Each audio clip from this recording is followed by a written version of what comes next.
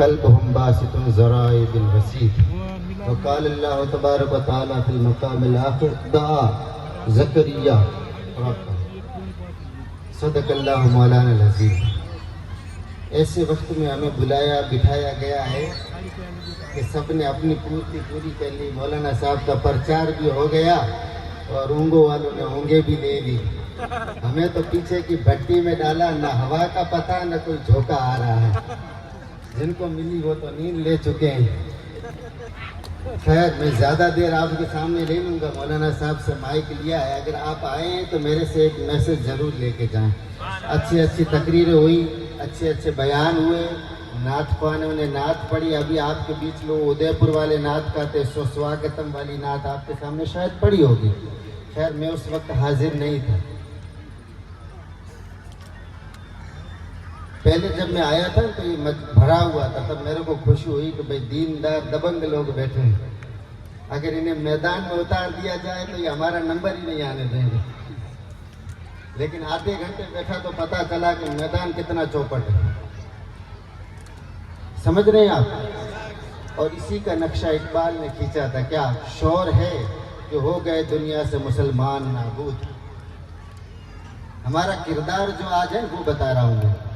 हम हर जगह जोश के सीना तान के खड़े हो जाते हैं। दीन का नाम आता है 2 मिनट के लिए खड़े होते हैं, समझे न?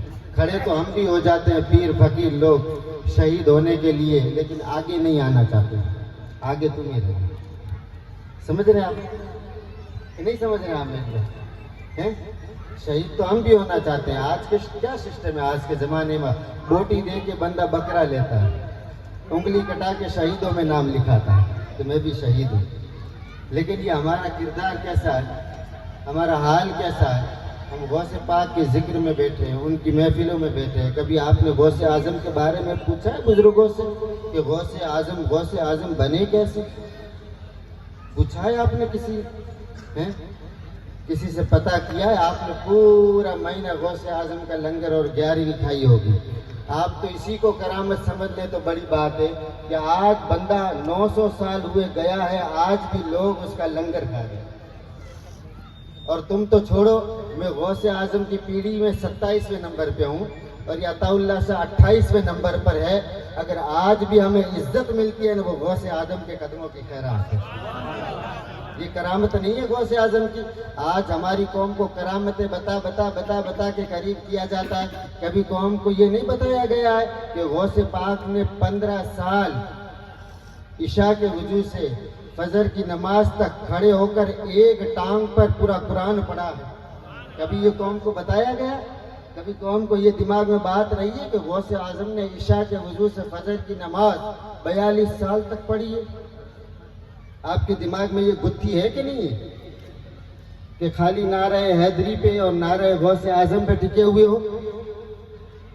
आपके अमाल देखो, ये क्या हो रहा है ये पूरा। मैं कमेटी वालों को कुछ नहीं कह रहा हूँ, ये हमारी कौम का हाल है। मैं जब यहाँ एंटर हो रहा था, गाड़ी टर्न मार रहा था तो बड़े फुंदे होके जा रहे हैं, दबा के फुंदे होके। बस इन्होंने अपना हिस्सा और हक अदा कर दिया है ऐसे। और कई लोगों को मैंने देखा मोटरसाइकिल पे जाते हुए, बेचारे टायर बेहाल है और वो पनाह मांग रहे हैं, ऐसे होके जा रहे हैं।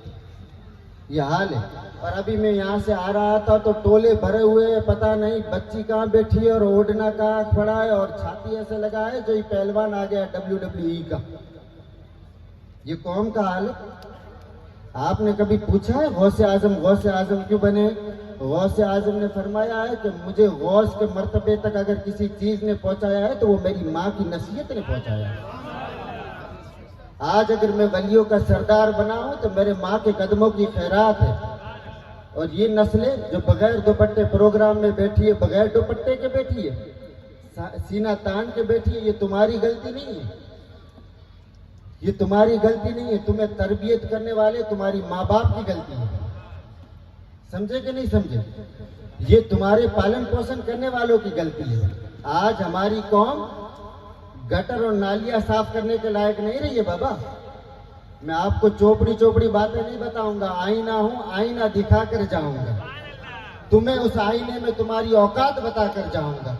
याद रखना, ये जो खाली नारे और 11वीं पे टिके हुए हो ना, इन नस्लों को बताओ कि गौसे आजम को कहाँ विलायत के इतने बड़े आला मनसब पर अगर किसी चीज ने पहुंचाया है ना, इतने बड़े मनसब पे, तो वो गौसे आजम की माँ की सिर्फ एक नसीहत ने, मैं ये नहीं कहता हूँ जिंदगी भर नसीहतें की होगी, नहीं, मैं सिर्फ एक नसीहत की बात कर रहा हूँ, एक नसीहत की। पहले आप इस बात को नोट करें कि आज हमारी 90% मुसलमान कौम को खुद के साइन करना नहीं आते, अंगूठा ठोक कौम है।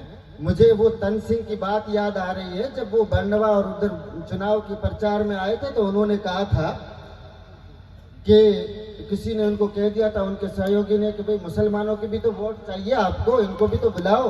तो कहा इस कौम को बुलाने की जरूरत नहीं है, तो कि फिर इनके वोट का ये खुद ब खुद आ जाएंगे। कहा कैसे आएंगे? कहा एक खाली देग यहाँ चढ़ा दो, एक देग यहाँ चढ़ा दो, उसमें चावल मत डालना, सिर्फ पानी उकलता होगा, ये कौम दौड़ के आ जाएगी। ये हंसने की बात नहीं है। आज हमारी गैरत इतनी मुर्दा हो चुकी है, समझे। और ये जो कौम की बेटियां बैठी है ना, इनसे आप उम्मीद करेंगे कोई आलिम रब्बानी पैदा होगा?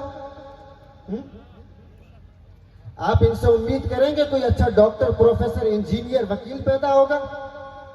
आप इनसे उम्मीद करेंगे कोई अल्लाह वाला और गौसे आजम पैदा होगा? आप इनसे लगन लगा सकते हैं कि कोई यहां से मर्द कलंदर पैदा होगा? नहीं हो सकता है। याद रखना, सलाउद्दीन अय्यूबी ने जब बैतुल मक़दिस फतह किया था, जिसके लिए आज 56-57 इस्लामी मुल्क पापड़ बेल रहे हैं, सलाउद्दीन अय्यूबी ने जब बैतुल मक़दिस फतह कर दिया तो जॉर्ज ने सामने खड़ा करके सलाउद्दीन अय्यूबी के आगे हाथ जोड़ के कहा था, सलाउद्दीन, खैर तूने गौसे आजम के लंगर के टुकड़े खाए होंगे, गौसे आजम के दस्तर के टुकड़े खाए होंगे, लेकिन याद रखना सलाउद्दीन, आज से हमने तेरी वजह से तेरी पूरी कौम को जान लिया है। कहा कैसे? कहा आज ये बैतुल मुक़द्दस, ये पाक जगह तो हमसे आजाद करा रहा है, लेकिन याद रखना कयामत तक तेरी नस्ल के अंदर हम दूसरा सलाउद्दीन अय्यूबी पैदा नहीं होने देंगे। कहा कैसे? कहा सलाउद्दीन अय्यूबी पैदा होगा उस वक्त जब तुम्हारी बहन, तुम्हारी बेटियां, तुम्हारी माँ इज्जत आ रही। सलाउद्दीन अय्यूबी जन्मेगा तब जैसे फातिमा उम्मुल खैर जैसी माएँ पैदा होगी। सलाउद्दीन अय्यूबी पैदा उस वक्त होगा जैसे फरीदुद्दीन गंज शक्कर की माँ पैदा होगी। फरीदुद्दीन गंज शक्कर ने एक मर्तबा अपनी माँ के सामने छीना तान के कहा था, माँ तुझे पता है तेरा बेटा विलायत के कौन से मनसब पे फाइज है? कहाँ पता है बेटा?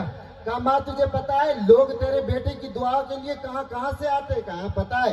माँ तुझे पता है लोग तेरे बेटे की दीदार के लिए, जियारत के लिए कहाँ कहाँ से आते? कहाँ पता है? कहा माँ तुझे ये भी पता है कि मेरे अंदर कितनी तासीर और कितना कमाल है?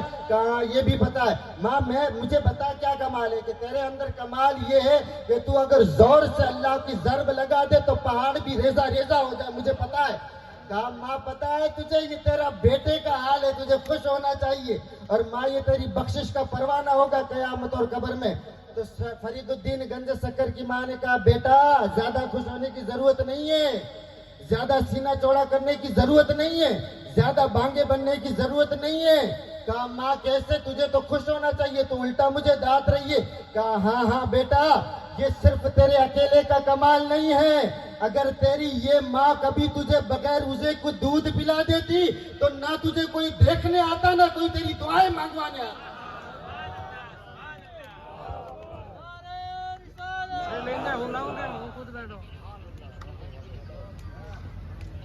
आपको समझ में आ रहा? इन नस्लों से सलाउद्दीन अय्यूबी पैदा होंगे। मुझे आज भी हैदराबाद का वो कारनामा याद है जब हिंदुस्तान आजाद हो रहा था। आप गौसे आजम की माँ के नाम की तासीर तो पूछें।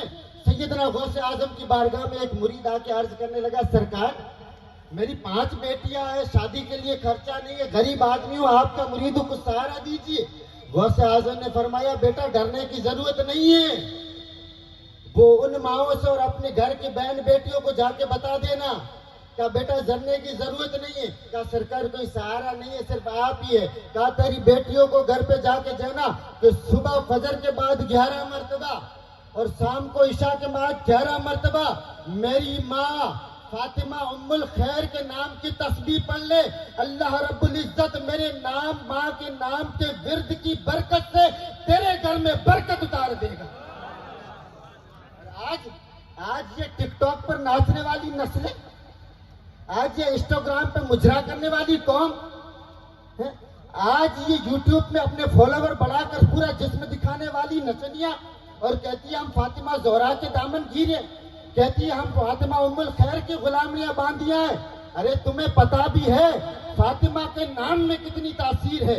मेरे आका सल्लल्लाहु अलैहि वसल्लम फरमाते हैं, मेरे आका की हदीस है, अगर किसी की दुआ कबूल ना हो रही हो, दुआ कर करके थक गया हो, तो वो बंदा 2 रकात नफल नमाज पढ़े और मेरी बेटी फातिमा को इसाले सवाब करे, फिर मेरा नाम लेकर फातिमा का वसीला देकर रब से मांगे, रब फौरन उसकी दुआ कबूल करेगा।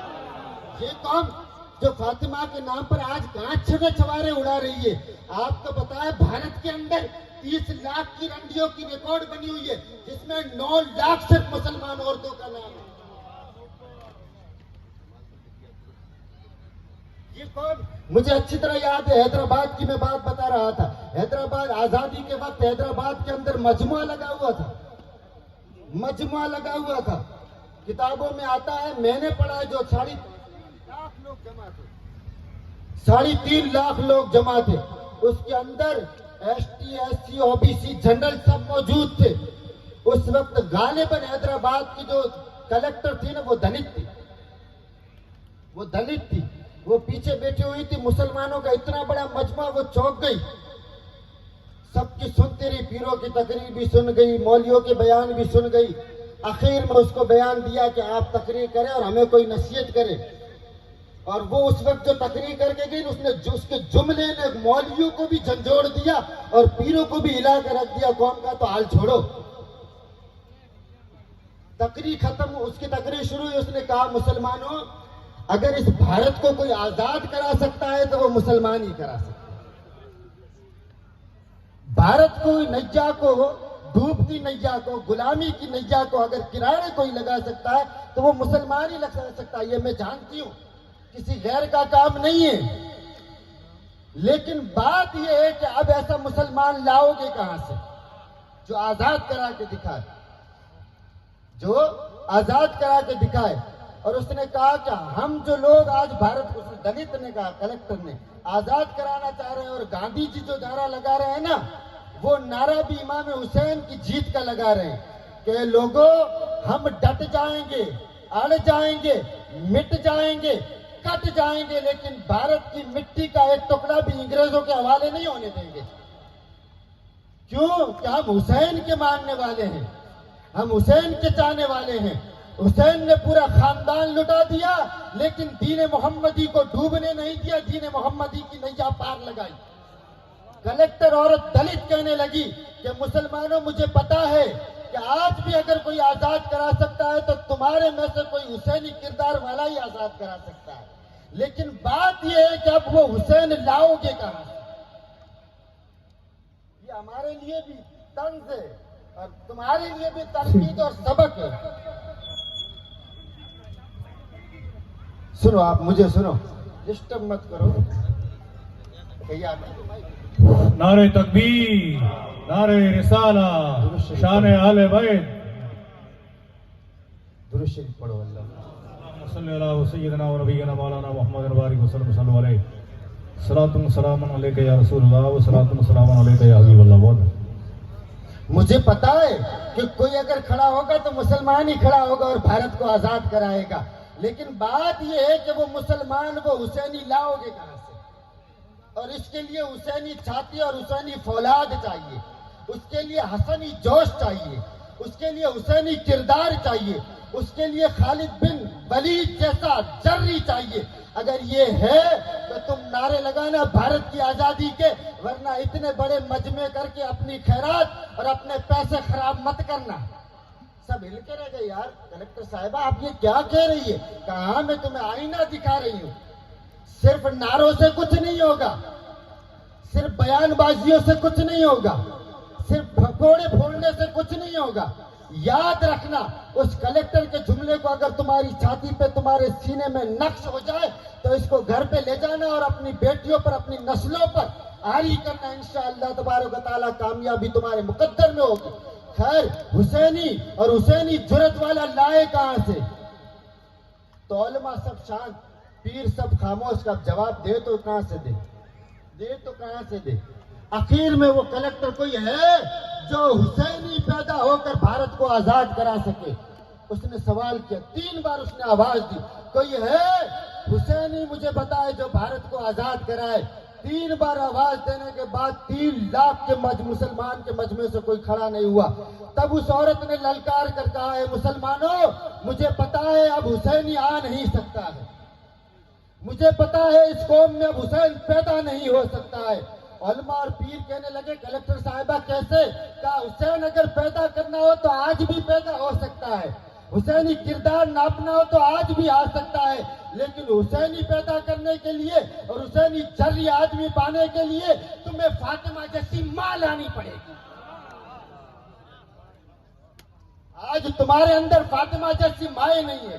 वो फातिमा जोरा जो इशा के वजू से फजर तक एक सजदे में पूरी रात गुजार देती थी, और ये नस्लें 3-3 बजे तक इंस्टाग्राम पे अपने फॉलोअर बढ़ाती है। ये नौजवान 4-4 बजे तक क्या करते हैं? क्या करते हैं? हजरत अली रजी अल्लाह ताला अन्हु फरमाते, आज खैरात और क्या बरकतों के लिए मेरे पास आते हैं, सैयद साहब, पीर साहब के पास जाते, उलमा के पास जाते, तावीज कर दो। याद रखना, हजरत अली फरमाते रजी अल्लाह ताला अन्हु कि तुम बरकतों के लिए भटकते रहो, मरते रहो, मिटते रहो।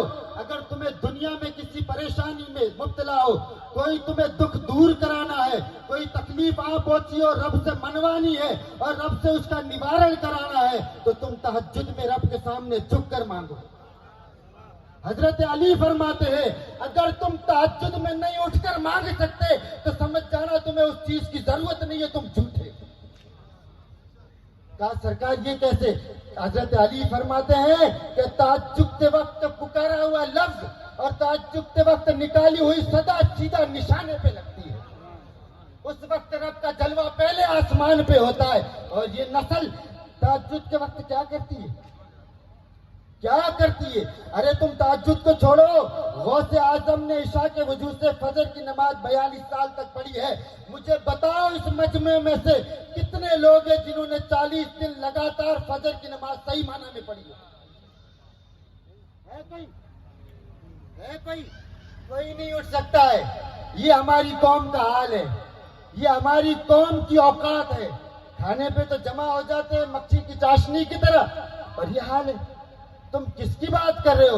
गौसे आजम पीराने पीर शेख अब्दुल कादिर जीलानी फरमाते हैं कि सच्चा पाबंद हो शरीयत का, सच्चा पाबंद हो तरीकत का, नमाजें कभी न छोड़ता हो, रब के अरकान अदा करता हो, दिल में मेरी मोहब्बत हो और शेर के पंजे में फंसा हुआ हो, वह मुझे पुकारे अल मदद या शेख अब्दुल कादिर जीलानी। अल्लाह के इज्जत की कसम, मैं शेर के जबड़े तोड़कर अपने मुरीद की मदद करूंगा। आप क्या समझते हैं गौसे आजम को? ये गौसे आजम ऐसे ही गौसे आजम बन गए, ऐसे ही विलायत के सरताज बन गए, ऐसे ही विलायत के शहंशाह बन गए।